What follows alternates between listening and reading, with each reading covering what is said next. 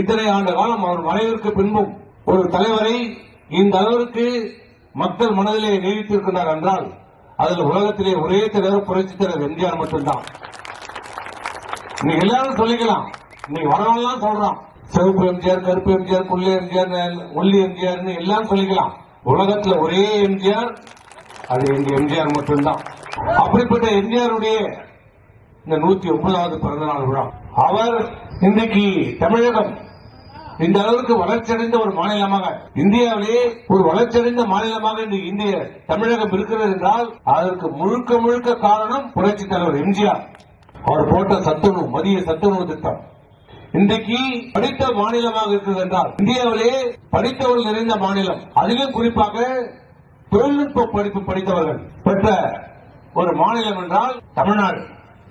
இந்த அளவுக்கு தொழிற்சாலைகளிலே முன்னிலை வகித்திருக்கிறது என்றால் அதற்கு காரணம் அன்றைக்கு அவர் போட்ட மத்திய சத்துணவு திட்டம். ஒருவேளை சாப்பாட்டிற்காக பள்ளிக்கு சென்ற அந்த மாணவர்கள் இன்றைக்கு தமிழகத்திலே பல்வேறு உயர்ந்த பொறுப்புகளே, கலெக்டராகவும், எஸ்பியாகவும், டாக்டராகவும், பொறியாளர்களாகவும் பல்வேறு பொறுப்புகளே அவர்கள் பொறுப்பு வகித்து இன்றைக்கு அவர்களுடைய குடும்பம் இன்று நல்ல ஒரு முன்னிலைக்கு வந்து காரணம் என்றால் அன்றைக்கு அவர் போட்ட மத்திய சத்துணவு திட்டம். இன்று வரை அந்த திட்டம் இன்றைக்கு தொடர்கிறது. சூடான சோறு போட்டார் தலைவர் எம்ஜிஆர். அது மட்டுமல்ல, நல்ல கல்வி கற்க வேண்டும், தொழிற்கல்வி கற்க வேண்டும் என்பதற்காக அந்த தொழிற்கல்வியில் ஒரு புரட்சியை ஏற்படுத்தியவர். இப்ப ஐடி ஒண்ணு இல்லாம போச்சு, ஆனா இப்பயும் கொஞ்சம் ஓரளவு பரவாயில்ல, இன்ஜினியரோட ஐடிக்கு முறையா இருக்குது.